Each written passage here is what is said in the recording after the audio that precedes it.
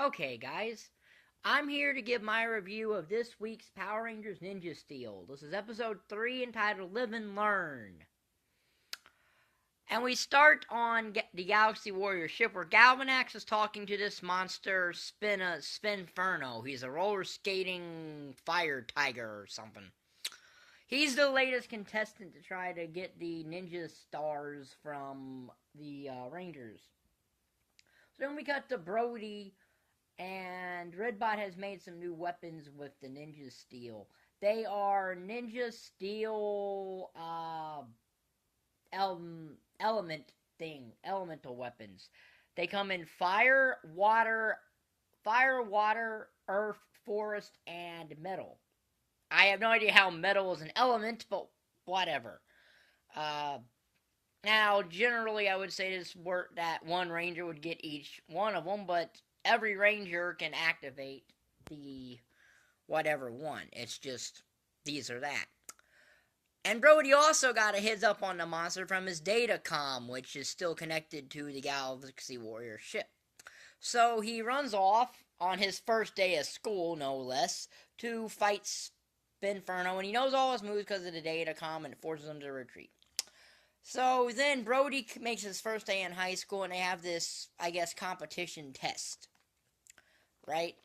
And Brody keeps getting all his answers from the datacom, but he eventually gets caught and is forced to get a lecture from the teacher. Now, during lunch or whatever, Vincent and Monty find out that the video of Brody as the Red Ninja Steel Ranger fighting Spinferno has gotten 1,000,001 views on, I guess, YouTube or some social media site.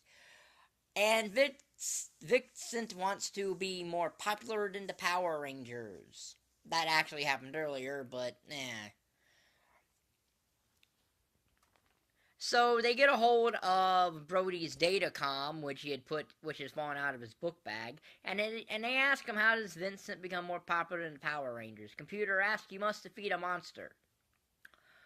So Vincent and Monty attack this monster, and it doesn't go well. Kind of like if Bulk and Skull attacked a monster, except they didn't get the point of actually running when the going got tough. So meanwhile, Spinferno attacks the city, and Brody's worried about his datacom, and the other Rangers go and fight the monster, and they all morph. While Brody's searching for his datacom, Mick has shapeshifted into a skeleton, or at least the head of a skeleton, or something or other. I don't know how you shapeshift into a skeleton, but... And basically, Brody is so worried about his datacom, but Mick tells them that earlier, Brody gave advice about a ninja. Was that the datacom? And Brody says, no, that was him, and yada, yada, yada. And eventually, Brody realizes that he doesn't need his datacom for anything, even though it does have information on all the monsters. So it actually could be useful in that case. But given that we're learning given that this is our first time we're getting the lesson of the day thing, I guess we needed something like that. So Brody shows up, he morphs, and then they trick Spinferno. Calvin challenges him to a race, and if Spinferno wins, he gets Calvin's Ninja Star. But it's, of course, a trap, and they trap Spinferno. They combine their elemental powers, which is kind of ironic, because if it was for Win and Heart, you'd have the Planeteer powers in this, but anyway, they combine it, and they destroy Spinferno like that. And in a shocking twist, Spinferno is not giganticized. No, instead of giganticized, we can also make a gigantic Skelegator. That was new. And so the Rangers summon their Zords, and they form the Ninja Steel Megazord. And yes, they call every individual Zord name into the Megazord. So now we're roll calling Zords as well as roll calling Ranger collars. Now at least the roll call is not in the theme anymore. So, it's the general thing with a Megazord fight. It destroys the Skelegator, and the Rangers win the day. And basically Galvanax threatens to fire everybody if this this keeps up. I have a feeling it will. But anyway, Brody then gives all the Rangers a new invention Mick made, a Ninja Com, which is basically their communicators.